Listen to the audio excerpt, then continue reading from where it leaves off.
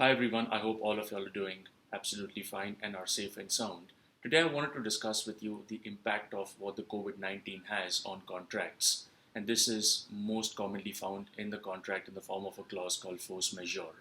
Now, in the past, a lot of people have not really focused on this clause and they have accepted it in its best possible format. But in the last couple of weeks, I've received so many queries from investors, from founders, and every of the person who's entered into any form of contract of what is the impact of COVID-19 on force majeure clauses, and how does this impact your contract that you have executed with the counterparty in the form of what do you need to fulfill your obligations as under, what do you need to do, how is it that you can avoid the contract, and how is it that you can step out of it. So stick around, I'm going to share with you certain tips which you can probably incorporate into your own contract, or if you have already executed into a contract, then you need to review it and then make sure that as and when you amend or modify the contract, then certain clauses need to go inside it.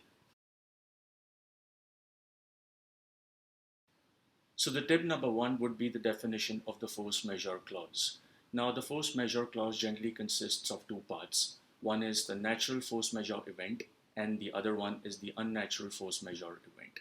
A natural force majeure event includes scenarios like an act of God, which includes rain, water, fire, and an unnatural force majeure event would include scenarios like a strike or a lockout, which has been self-imposed by the state or the central government.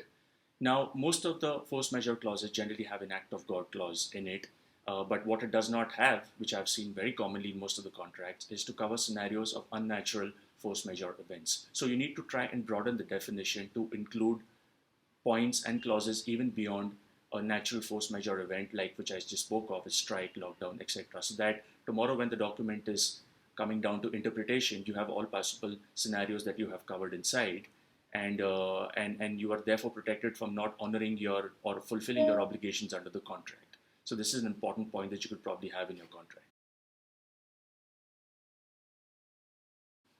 So when a force majeure event is triggered, it generally results in the temporary suspension of a contract.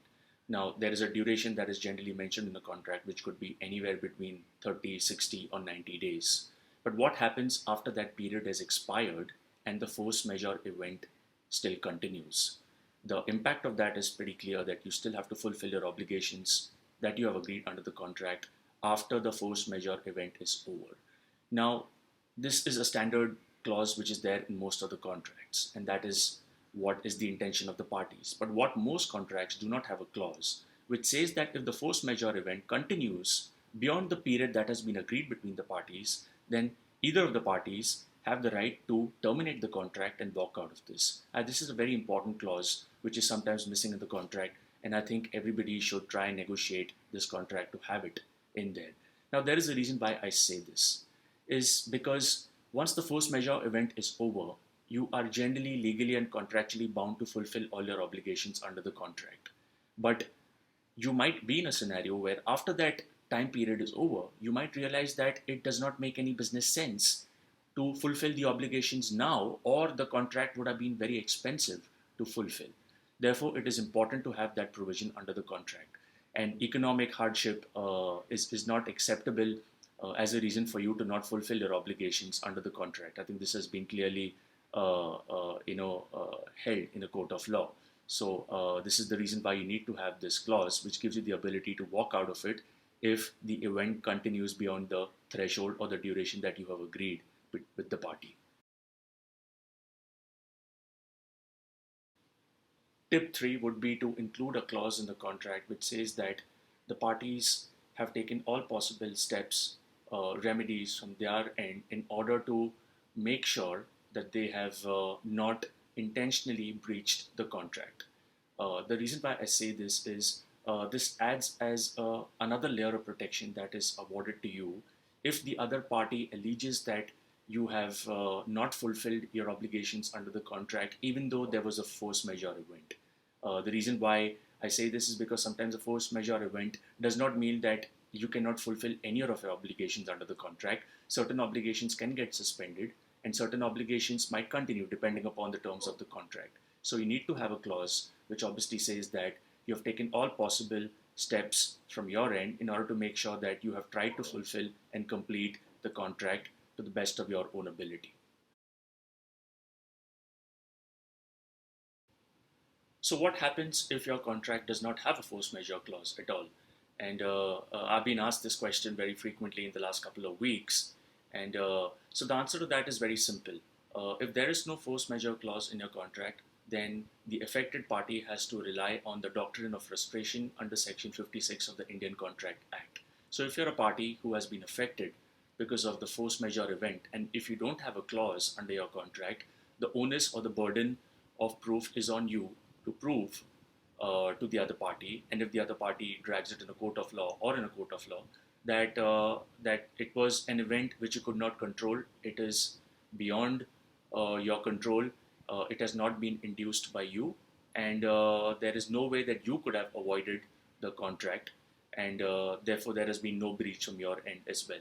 Now, it is not very difficult to prove this in a court of law if you have the facts and circumstances to prove it, but nevertheless you have to establish it in a court of law. So let me share with you about what I think is going to happen going forward, and I think what is also happening right now with a lot of parties. So a lot of these contracts are now being renegotiated, and a lot of clauses are being amended or modified.